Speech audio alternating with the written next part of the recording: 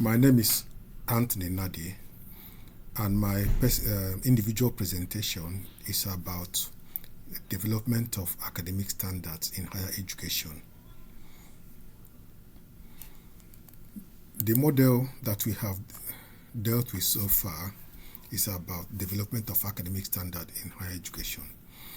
This model consists of critical thinking, and inside that critical thinking, we have had to deal with things like, let me define critical thinking to start with, which is defined as the process of reviewing facts and information and making choices based on sound reasoning. This is by Moore, 2013.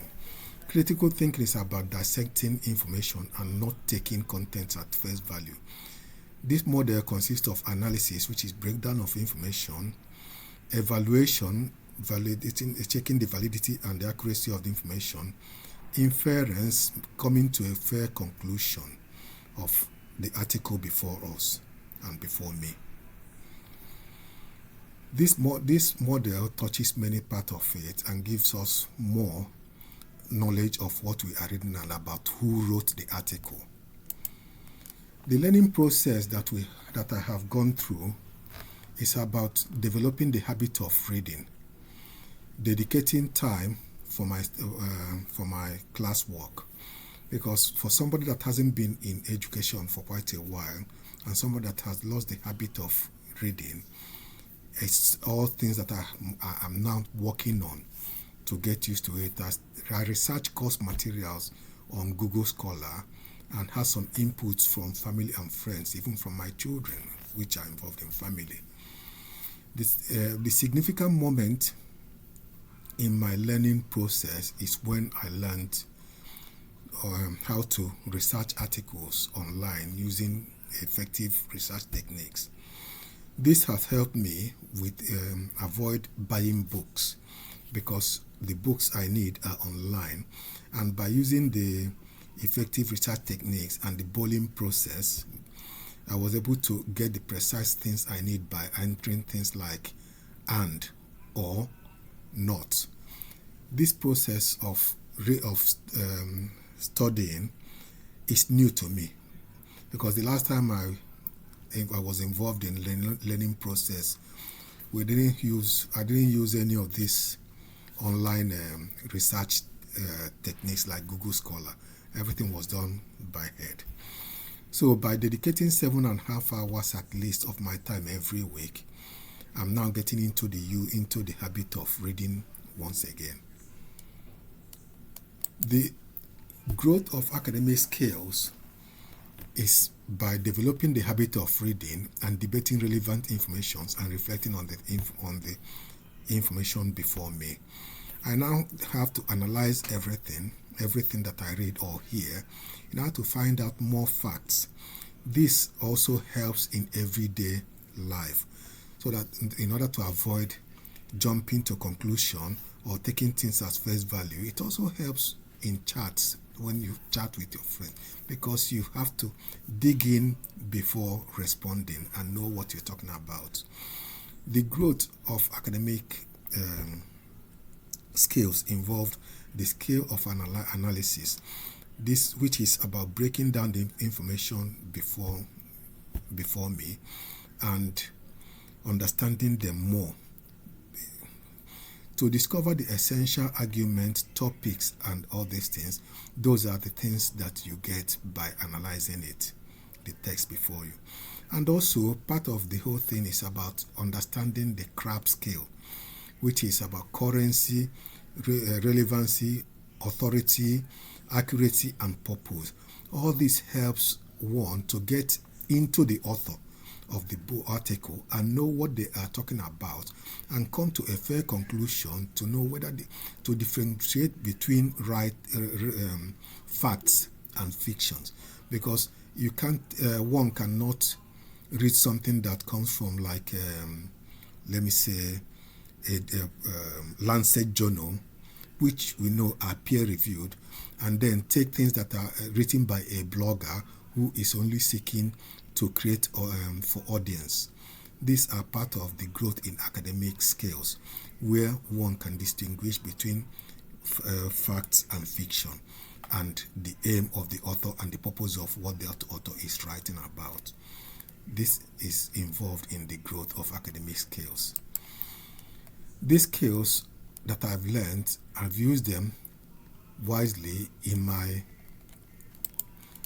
essay and in my essay and in my scholarly source research. Because in the scholarly source research, I use the CRAP technique, which helped me to evaluate the author's background, find out whether the author is biased, see if there's any conflict of interest, and know the relevance of the article, and know whether the author is an expert in the field they are writing about. Use the analytical skills to break the information down so that you can understand them better. I used the inference skill to reach a fair conclusion and guess what might happen before I even finish reading what I'm reading. All these are part of the skills that one has to develop in order to raise the standard, develop the standard of academic skills in higher education. But all these things haven't been easy, because I've encountered quite a lot of obstacles in my on my route to studying. Some of these difficulties that I've encountered, I will go into them. The difficulty I have faced so far is getting into the habit of reading, something that I have lost interest in doing for quite a while. The reading aspect of it now, I've started reading the newspapers, I've started reading any book I see, because like my teacher used to say in school, no knowledge is a waste. So now I create time for my class work in order to read it, and each time we finish, I go online on the portal and read what the lecturer have taught us, and see what the lecturer wants to teach the next time, so that I can read them before attending. Another obstacle I've encountered is traveling to London, which I have to do twice a week. It hasn't been easy traveling, because each of the travel takes me anything around 1:45 to 2 hours to travel, and if the train is delayed, I end up coming late. In order to overcome these difficulties, I've had to dedicate 7.5 hours, like I said, of my time to study weekly. This time, I do nothing but study. And also, for me to attend classes in the morning, I've changed my work pattern to start doing night shifts, so that I can attend lectures in the morning. And by doing these night shifts, I sleep on the train on my way to classes.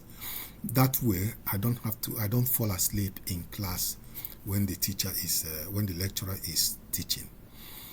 So all these are sacrifices, but also the difficulties, because, like the English people normally say, no pain, no gain.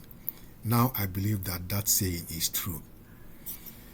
In conclusion of my personal individual presentation, key point of my presentation is about analysis, which is about the scale of breakdown of large information. Evaluation, according to Lippmann, defines evaluation as the process of determining if evidence provided is credible, relevant, and devoid of prejudice. And also, it's about inference and references and citations.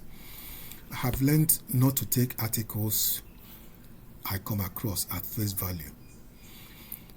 With what I have learned so far, the question is, would I embark on a new learning journey at the end of this course? The answer is yes. I bet I will do it again, because I have learned things that I never knew before. Thank you.